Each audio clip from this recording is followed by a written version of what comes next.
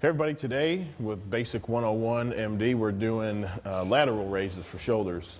One of the bread and butters for me when it comes to shoulder width, shoulder shape, and ultimately the shoulder size. Being shoulder dominant through my career and just genetically, the laterals have been one of the primary movements that I find really puts the most meat or shape or muscle onto my delts.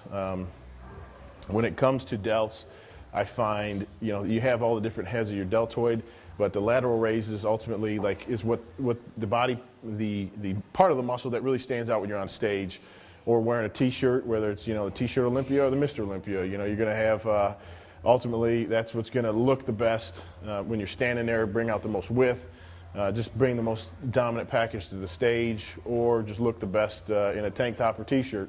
I think laterals, if done properly, are very effective, and it's not something you need to do super heavy.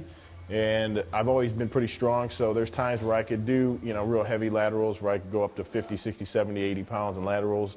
And then a lot of times if I just do super strict form, I may not even go above 30, 35 pounds.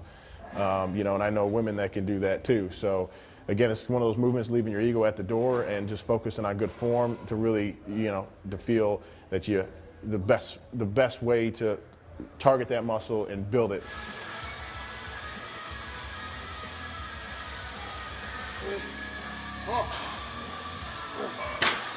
For me, the rep range I really like to use is between 15 and 20 reps with those. If I go real low rep, I just feel like I don't get enough blood in the muscle. I don't feel like I fatigued it enough. And then when I go the higher reps, and it takes a little bit of the weight down and it focuses more on taking the weight out of it and focusing more on the form, it helps me to feel more like that fatigue in the muscle. And for shoulders, that's what I feel is the best way to build your caps or the delts the best, because that's doing certain different ways, whether you lead with your pinky, you can lead with your thumb up, or you can lead with your palm down. All those really just help the different angles a little bit. And again, it's just finding the one that you feel it the most. You don't want to turn it into a trap movement where you're just doing more of a shrug or upright row. And you want to keep your head and your back in a straight, as anatomical of a natural position as possible without kind of dropping your head. And again, it turns it into a trap movement and takes it off your delts. You'll see some of the videos that I've done shoulders in.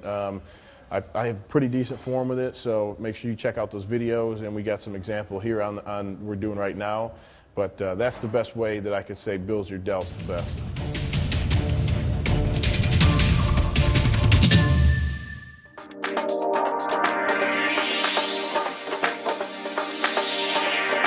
And it's been great for us. It's given us another option to, like you said, we have the supplements, we have a smoothie bar, but it's now given us another option to almost kind of get in the game with Fuddruckers and the pizza place and the Chinese food down the street. Now to give people another option.